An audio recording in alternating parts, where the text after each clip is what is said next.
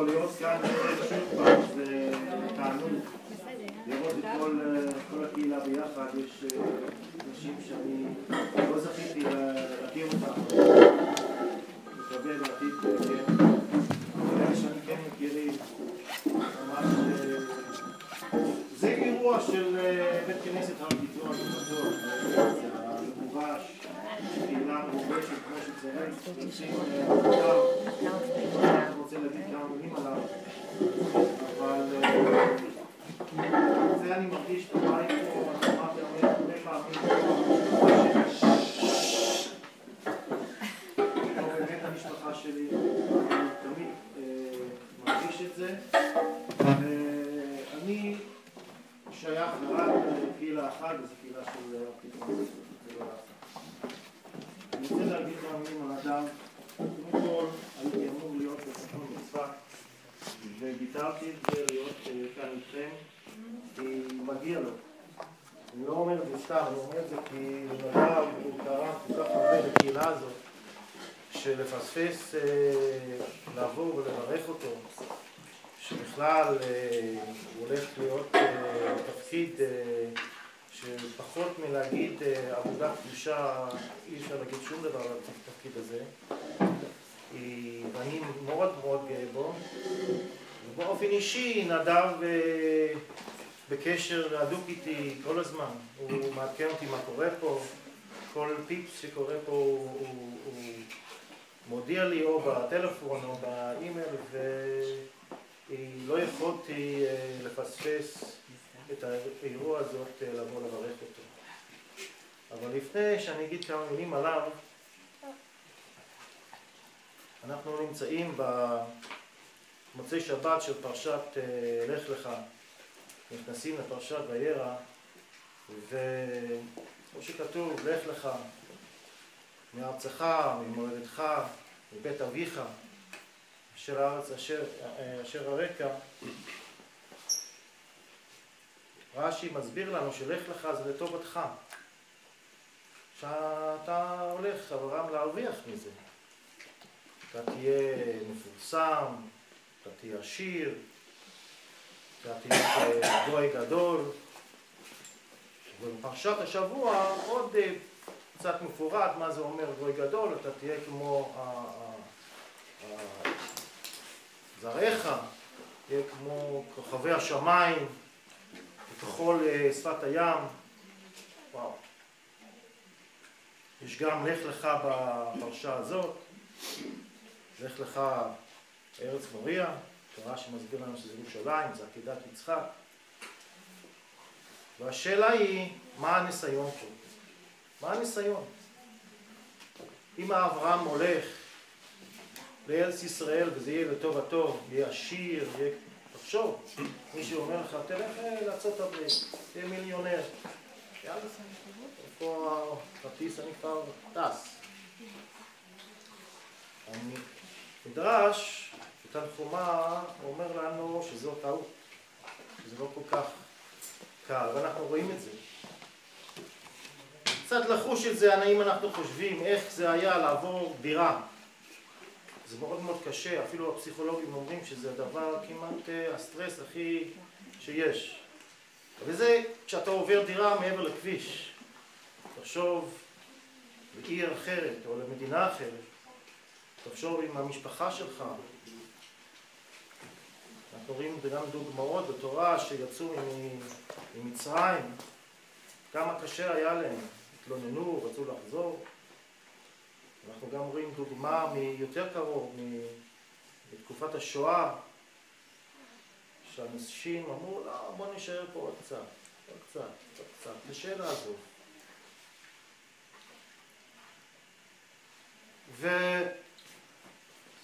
והמדרש אומר לנו, לא, לעזוב את הבית, לעזוב את הבית, לא משנה כמה טוב יהיה לך, קשה כעקידת יצחק. כשמדברים על הצבא, אני לא יודע למי יותר קשה, להורים או לחייל. אבל ככה המדרש אומר, קשה לעקידת יצחק. יש גם עוד שאלה. אם זרעך יהיה כמו כוכבי השמיים וגם כחול שפת הים, למה להשתמש גם בזה וגם בזה? מספיק אם זה יהיה גוי גדול, אז מספיק להגיד, זה חול הים. למה יש שם הרבה? למה כוכבי השמיים? ובא בעל שם טוב ומסביר לנו פירוש מאוד יפה. מאוד מאוד יפה. כשאתה מסתכל בשמיים, אתה רואה את הכוכבים, הם נראים קטנים מאוד. נוצצים, אבל קטנים מאוד. לא היית מתקרב עליהם קצת, לראות אותם, היית מבין שהם ענקים, יותר גדול מכדור הארץ, כל כוכב.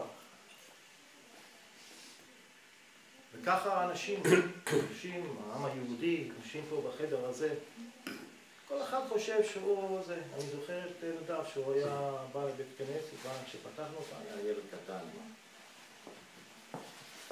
כשמתקרבים עליו, מבינים אותו, כמו כל אחד פה.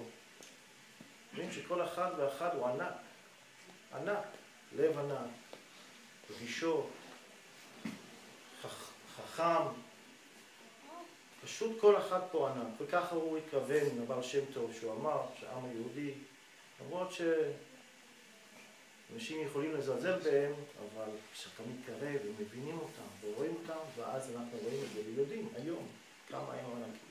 דובלה, מה עם היטל השבחה של ההורים שלו בבית כנסת?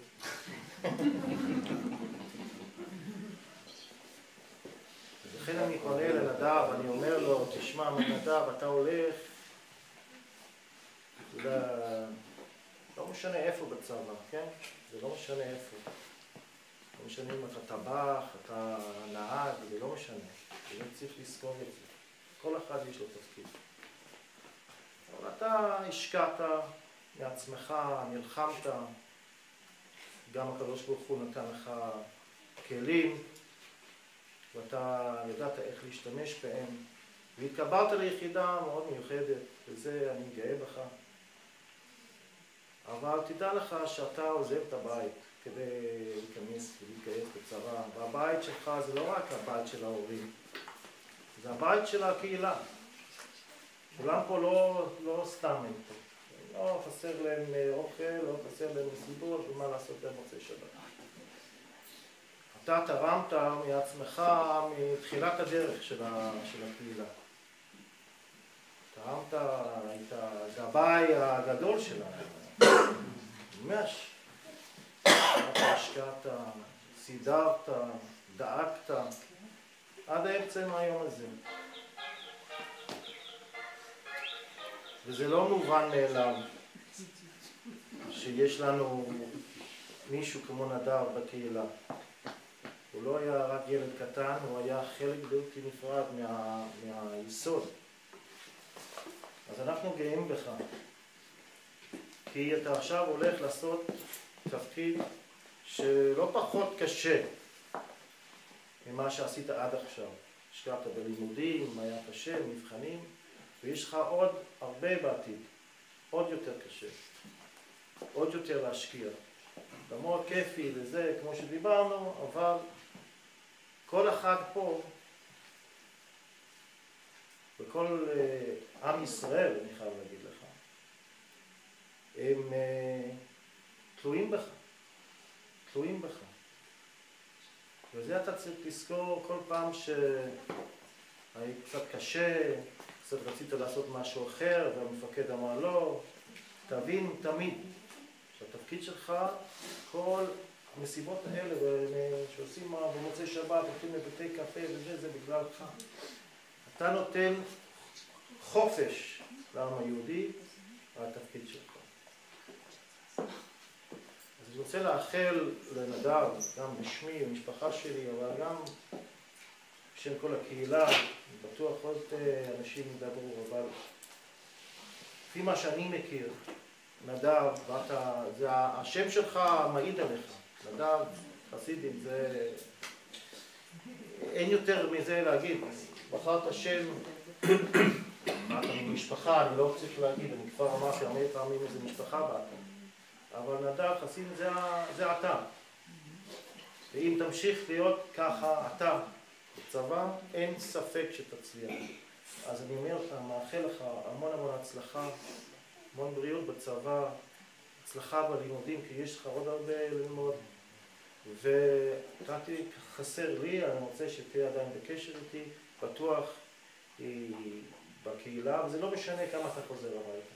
זה לא משנה. לא יודע אם אתה חוזר הביתה כל יום, חוזר הביתה כל חודש, זה לא משנה. כשאתה בצבא, הראש שלך בצבא, וזה כבר עזבת את הבית.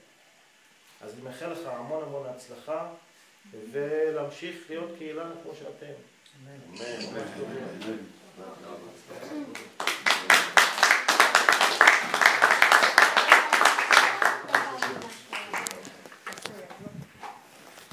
ערב טוב, שבוע טוב.